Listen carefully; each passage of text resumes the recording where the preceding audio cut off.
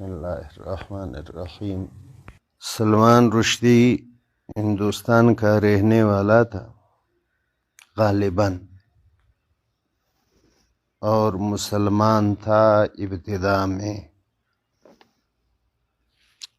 اس نے ایک کتاب لکھی تھی، اردو میں اس کا ترجمہ شیطانی آیات لوگ کرتے تھے۔ میں نے مولانا عبدالحق صاحب بلوچ کی لائبریری میں وہ کتاب دیکھی تھی، مگر میں پڑھ نہیں سکا تھا، اس لیے کہ وہ انگریزی میں تھی اور مجھے انگریزی کا علم نہیں۔ تو اس زمانے میں تحریکیں چلیں پاکستان میں اس کے خلاف کہ اس نے نبی صلی اللہ علیہ وآلہ وسلم کی توہین کی ہے، اور نبی صلی اللہ علیہ وآلہ وسلم کی توہین جو بندہ کرتا ہے، اگر وہ مسلمان ہے تو مرتد ہو جاتا ہے، کافر ہو جاتا ہے، اور اگر وہ کافر ہے تو پھر اس کو اسلامی حکومت میں سزا دی جاتی ہے۔ تو ایک مسئلہ تو یہ ہے کہ وہ آدمی مسلمان ہو اور پھر نبی صلی اللہ علیہ وسلم کی توہین کرے، تو اس سے وہ مسلمان کافر ہو جاتا ہے، مرتد ہو جاتا ہے، پھر اس کی سزا قتل ہے۔ یہ بات اہل علم میں مختلف ہے۔ بعض اہل علم کہتے ہیں کہ اس کا توبہ مقبول نہیں ہے، یعنی اگر وہ توبہ کر لے تو اس توبے کو قبول نہیں کیا جائے گا۔ بعض لوگ کہتے ہیں کہ نہیں، اس کا توبہ مقبول ہے، جس طرح کہ مرتد توبہ کرتا ہے تو مرتد کا توبہ کرنا مقبول ہے، اسی طرح توہین رسالت کرنے والے کا توبہ بھی مقبول ہے۔ اس مسئلے پر بہت سارے لوگوں نے کتابیں لکھی ہے۔ شیخ الاسلام ابن تیمیہ نے بھی الصارم المسلول کے نام سے کتاب لکھی ہے۔ شیخ تقی الدین سبکی نے السیف المسلول کے نام سے کتاب لکھی ہے۔ ابن عابدین شامی نے کتاب لکھی ہے، اور یہاں ہمارے ٹھٹھا کے ایک عالم نے بھی اس پر کتاب لکھی ہے السیف الجلی کے نام سے۔ تو بہرحال اس کا توبہ منظور ہے کہ نہیں منظور، ہم نے جہاں تک پڑھا ہے تو اس کا توبہ مقبول ہے، جس طرح مرتد کا توبہ مقبول ہوتا ہے تو اس کا توبہ بھی قابل قبول ہے۔ دلائل کی روشنی میں یہی بات راجح لگتی ہے کہ اس کا توبہ، اگر وہ مسلمان ہے، توبہ کرتا ہے تو اس کا توبہ قابل قبول ہے۔ اگر وہ آدمی مسلمان نہ ہو، ذمی ہو، یعنی مسلمان ملک میں ہو، یہودی ہو یا عیسائی ہو وغیرہ، ذمی ہو، اقلیت میں سے ہو، وہ نبی صلی اللہ علیہ وآلہ وسلم کو برا بلا کہے، تو پھر اس کا قتل کس طرح ہے؟ تو پھر اس کے قتل کے بارے میں دو رائے ہیں۔ ایک رائے یہ ہے کہ اس کا ذمہ ٹوٹ جاتا ہے، چونکہ وہ ذمی ہے، اسلامی حکومت نے اس کو تحفظ دیا ہے، تو جب اس نے توہین رسالت کی تو اس کا ذمہ ٹوٹ گیا، ہر آدمی اس کو قتل کر سکتا ہے۔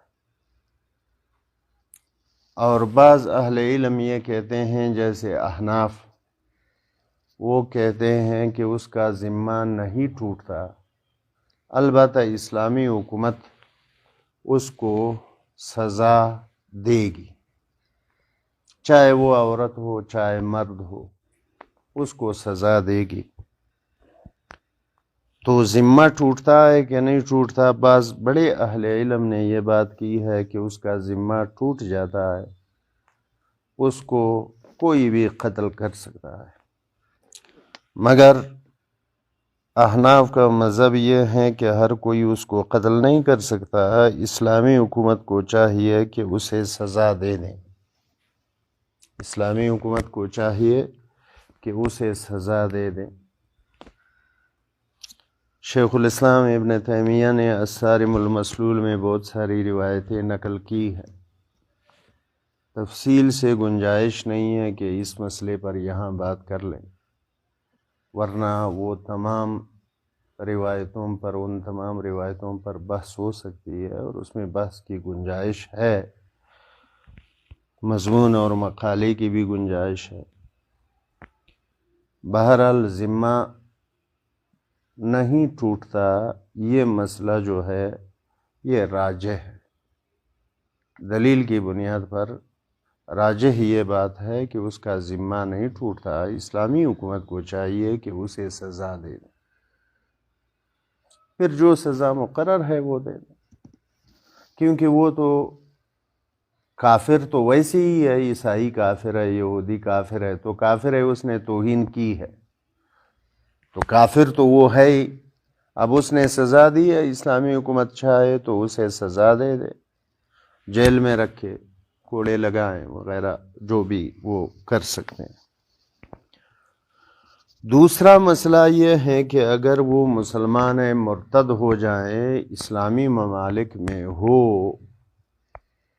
تب اس کو ہر کوئی آدمی قتل نہیں کر سکتا،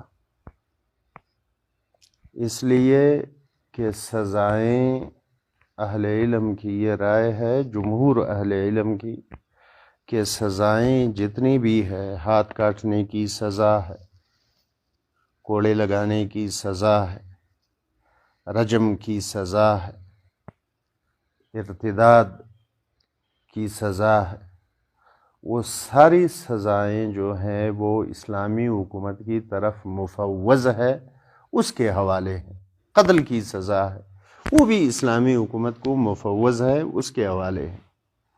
تو اسی طرح جو آدمی توہین رسالت کرتا ہے، اس کی سزا بھی اسلامی حکومت کو مفوض ہے، وہ آدمی مرتد ہے، من بدل دینہ فاقتلوہ، تو اس کا مطلب ہے کہ اسلامی حکومت اس کو قتل کرے۔ اور یہ کوئی مفتی کا مسئلہ نہیں ہے، اس لیے کہ مفتی جو ہے یخبرو، مفتی تو خبر دیتا ہے مسئلے کا، والقاضی یجبرو، قاضی جبر کرتا ہے، قاضی حکم نافذ کرتا ہے۔ تو یہ قاضی اور جج کا مسئلہ ہے، وہ حکم نافذ کر سکتے ہیں۔ پہلے ایک مسئلہ تو یہ ہے کہ اس کو میراث سے محروم کرنا ہوتا ہے، تو یہ بھی مفتی صاحب کی بات، بس کی بات نہیں ہے۔ دوسرا مسئلہ یہ ہے کہ اس کے نکاح کو، بیوی کو اس سے الگ کرنا ہوتا ہے، یہ بھی مفتی صاحب کا مسئلہ نہیں۔ تیسرا مسئلہ یہ ہے کہ اس پر سزا کو نافذ کرنا ہے، یہ بھی مفتی صاحب کا مسئلہ نہیں ہے، یہ سارے جج اور قاضیوں کے مسئلے ہیں۔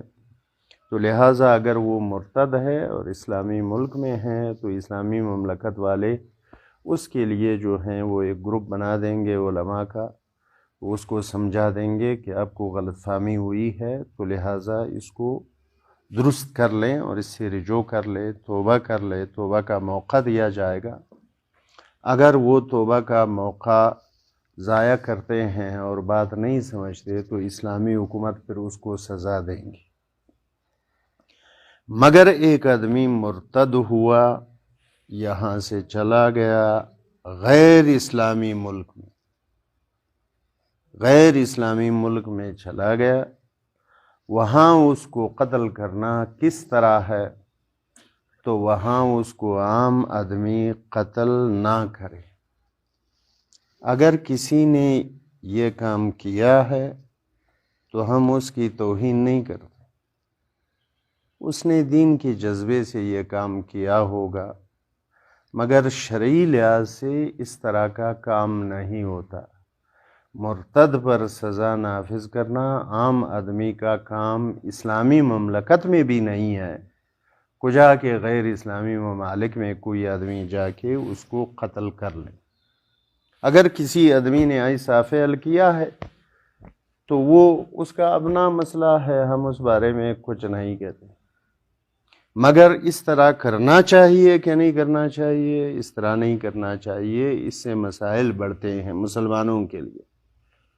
پوری دنیا میں اسلام کا بدنما چہرہ سامنے آئے گا کہ مسلمان جو ہے وہ آزادی رائے کے خلاف ہے اور اس کو قتل کرتے ہیں تو اسلام بدنام ہو جاتا ہے۔ زیادہ سے زیادہ یہ ہیں کہ آپ اس کے خلاف رپورٹ کر لے، اس کو حکومت کے حوالے کر دے، اس کو کہیں قید کر لے وغیرہ وغیرہ، اور اس کو قتل کرنا اس طرح جس طرح یہ سلمان رشدی کا ہوا ہے تو یہ قانوناً درست نہیں ہے، اور اس سے اسلام کا اچھا پیغام مغربی ممالک کے لیے، مسلمانوں کے لیے، پوری دنیا کے لیے نہیں جاتا۔ اگر کسی کا بیٹا بھی مرتد ہو جائے تو اسے قتل کرنا جو ہے اس کے لیے درست نہیں ہے، اسلامی حکومت کے حوالے کر دینا چاہیے، حکومت کے حوالے کر دینا چاہیے، وہ اس کو جیل بھیج دے وغیرہ۔ اور یہ جو ہوا ہے، کوئی آدمی اس طریقہ کار سے اختلاف کر لے اور کہیں، کوئی آدمی اس سے اختلاف کر لے کہیں کہ یہ طریقہ کار ٹھیک نہیں ہے، تو اس سے نہ وہ مرتد ہوتا ہے، نہ گمراہ ہو جاتا ہے، اور نہ کچھ ہوتا ہے، نہ کچھ ہوتا ہے۔ یہ عام مسئلہ ہے، لوگ اس رائے سے اختلاف کر لیتے ہیں۔ بہت سارے علماء نے لکھا ہے کہ اس طرح کے حملے اور اس طرح کے کام نہیں کرنے چاہیے، اس طرح کے کام نہیں کرنے چاہیے۔ بعض لوگ ابن خطل وغیرہ کے واقعے سے استدلال کرتے ہیں کہ وہ اس کے بارے میں نبی صلی اللہ علیہ وآلہ وسلم نے کہا،